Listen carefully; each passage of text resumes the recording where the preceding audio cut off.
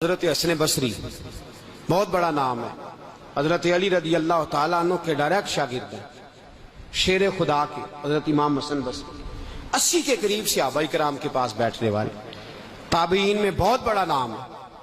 حضرت حسن بصری تقریر کر رہے تھے, توجہ ہے آپ حضرات کی, واز فرما رہے تھے, گفتگو ہو رہی تھی, اور آپ لوگوں کو یہ درس دے رہے تھے کہ بھائی اللہ کے دروازے پہ دستک دیا کرو, جو اس کے دروازے پہ دستک دیتا ہے خدا کا دروازہ اس کے لیے کھول جاتا ہے. یہ بات ہو رہی تھی, لوگ درد سے سن رہے تھے, بڑا کیف تھا.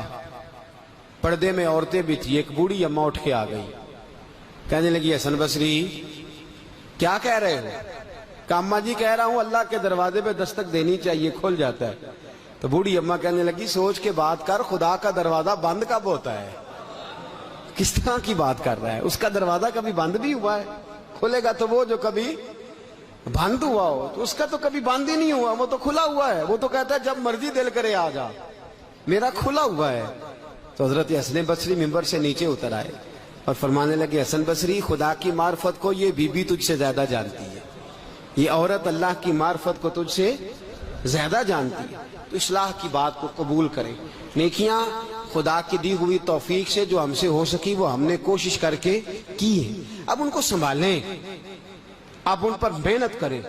لیکن نا رمضان میں قرآن شریف پڑھنے کا اگر ٹائم مل سکتا ہے تو رمضان کے بعد بھی انشاءاللہ مل سکتا ہے. اگر رمضان میں فجر میں آنکھ کھلتی تھی تو بعد میں بھی انشاءاللہ کھل سکتی ہے. اگر رمضان المبارک کے اندر ہم بر وقت مسجد میں حاضر ہوتے تھے تو بعد میں بھی حاضر.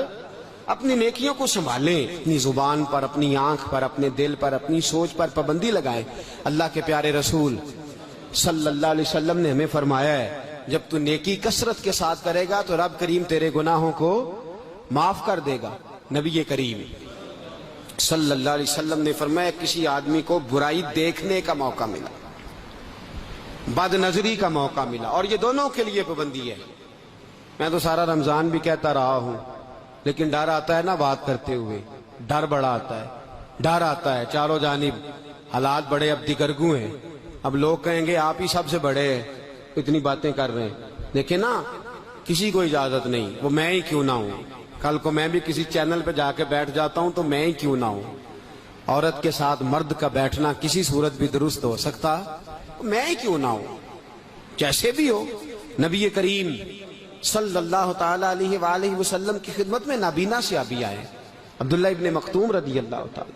حضرت ام سلمہ زوجہ ہے, لستن کحدم من النساء, ایسی دنیا میں دوسری عورت ہے بھی کو نہیں جیسی ازواج مطہرات. تو میرے حبیب پاک علیہ الصلوۃ والسلام نے فرمایا ام سلمہ نظریں نیچی کرو. اور یہ بھی یاد رکھیں, سیل مین نے اگر چیز بیچتے وقت نظریں نیچی رکھنی ہے تو عورت کو بھی اجازت نہیں اس کا چہرہ دیکھنے کی.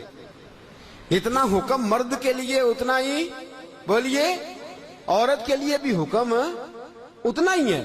حبیب کریم علیہ السلام نے فرمایا ام سلمہ نظر نیچی کرو. یا رسول اللہ وہ تو نابینا ہے. فرمایا تمہیں تو نظر آ رہا ہے نا, تمہیں تو دکھائی دے رہا ہے نا. تو کوئی بھی چینل پہ بیٹھ جائے, جیسے مرضی ہو جائے, خدا جانے بلندی ہے کہ پستی, جہاں میں ہوں وہاں کوئی نہیں. عجیب منظر کشی ہے, عجیب عالم ہے, ہو کا عالم ہے. اب دین گویے بتانے لگے. اب مذہب کی بات وہ لوگ کرنے ساری رات ناچ گانا کرو اور سویرے اٹھ کے 4 حدیثیں یاد کر کے دوپٹہ سر پہ رکھ لو اور کو چلو جی اب ہم مذہب بتائیں.